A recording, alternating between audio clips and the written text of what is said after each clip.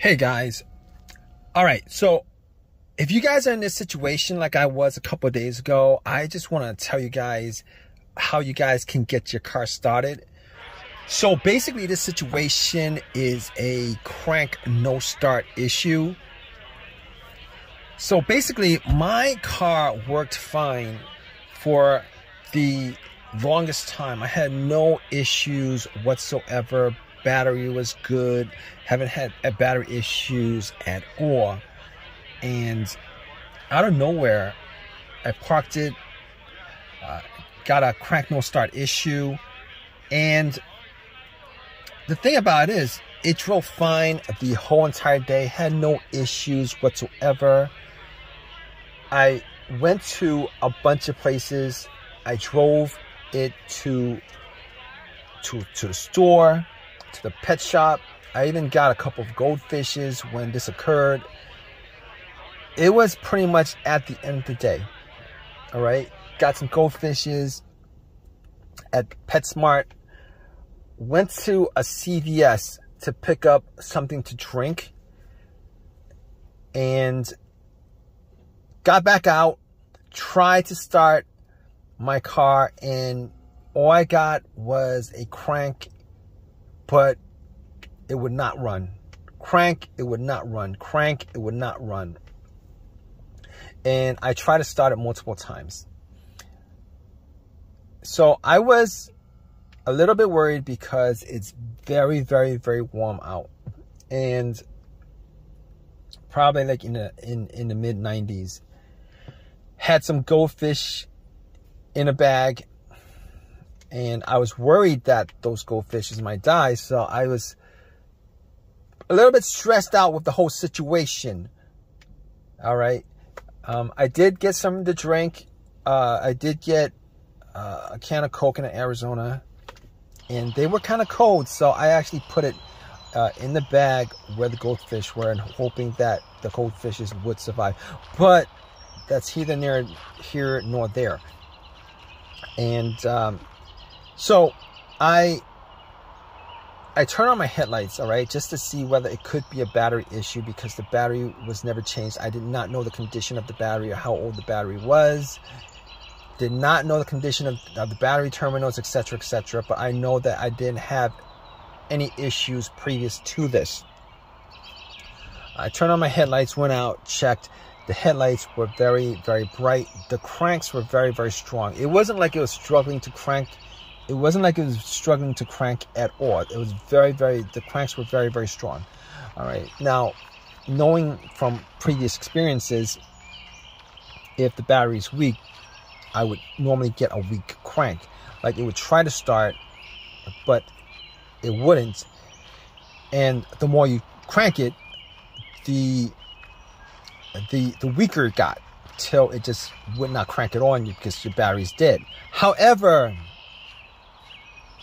I was getting strong cranks, but I had to eliminate the battery 100% in this situation, because you never know, because there's like a lot of electrical parts in the car, and you never know. All right, well, you kind of know, but you never really know, because when it comes to troubleshooting vehicles, I want to just go through down the list and just eliminate one after another, after another, after another. All right, so I actually got to the battery, and I was looking at it. Now, I didn't know what shape the battery was in. It did look really old. The terminals were really dirty, and the terminals were a little bit loose. So what I did was, I took the terminals off. I got some paper towel.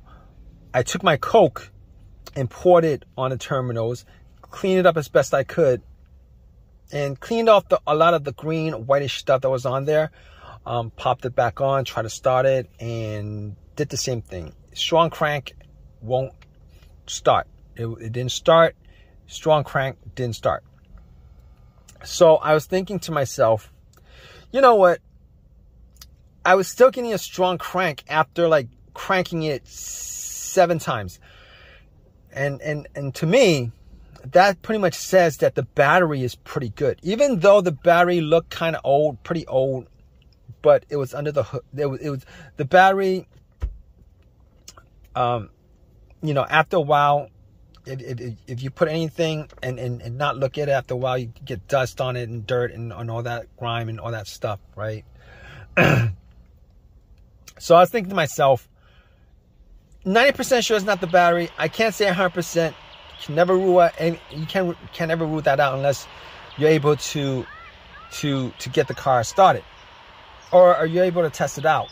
So I didn't really have a jumper on me. I didn't have a jump pack to jump it. So I wasn't able to test, say 100% it was in the battery. But seeing as how the headlights were bright and it was cranking strong after 7 tries, I eliminated the battery altogether.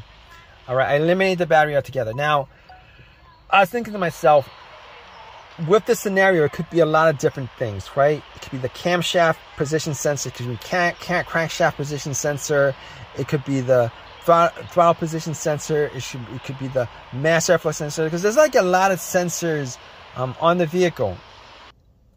It could be a lot of different things.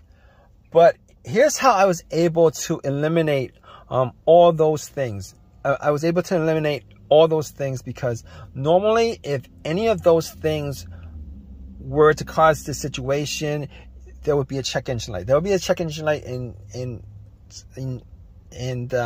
sometimes the check engine light would be blinking, telling you that it's more of a serious issue. But here's the thing, I did not see a check engine light on the dash. There was no check engine light. I know that 100%. Not that I was checking out for the check engine light being an issue, but I was looking at the dash the whole entire day, glanced here and there, did not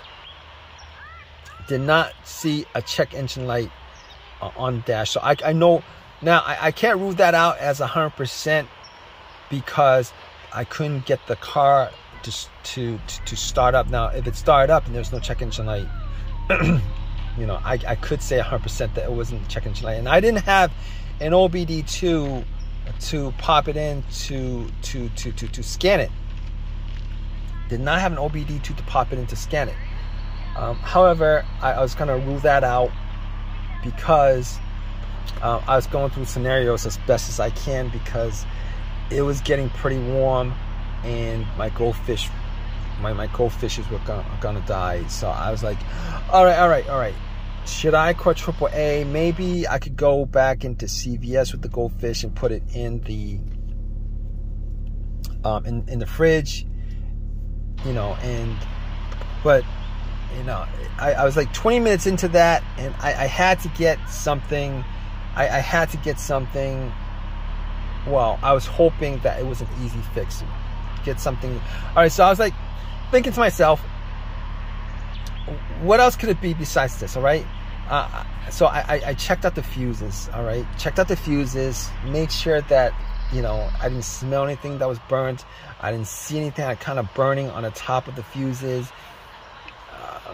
And I looked at the fuses, and everything looked good. Now I didn't have a fuse tester to test it out, but just from eyesight, everything looked good. Smell test didn't look like anything burnt out. I did actually check a couple. I think I checked a couple of specific fuses. I'm not, but none of them looked like they were bad. All right. So at that point, I was thinking to myself, it could be the relays. It could be maybe the fuel pump relay, the fuel pump itself, the car's ECU that's the problem. And I got back into my car, you know, and I was thought to myself, well, could it be the fuel pump? And I tried turning on the car to the on, try to turn on to the on position, right? The position before the crank. I was trying to turn it on to the on position before the crank a couple of times just to see if I could hear,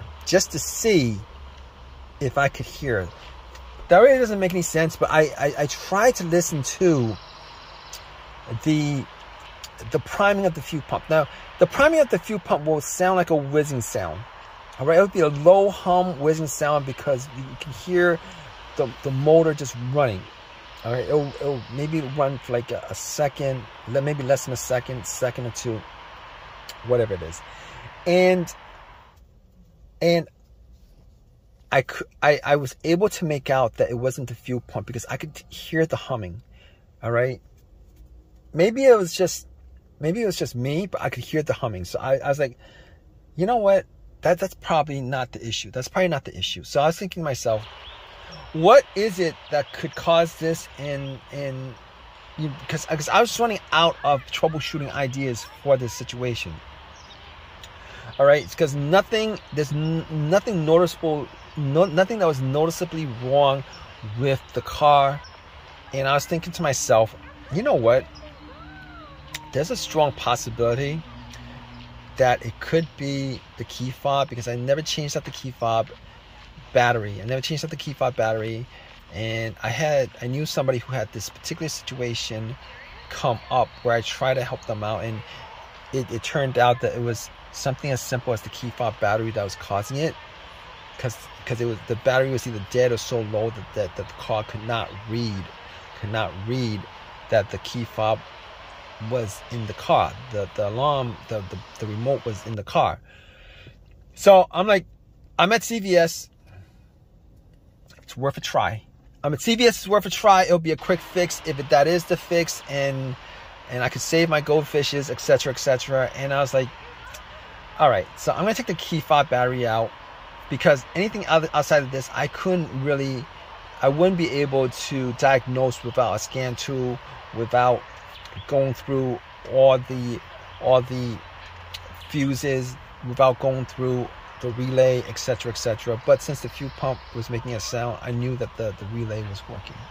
But anyway, I took a chance on it, hoping that maybe I could fix this situation and just get home real fast.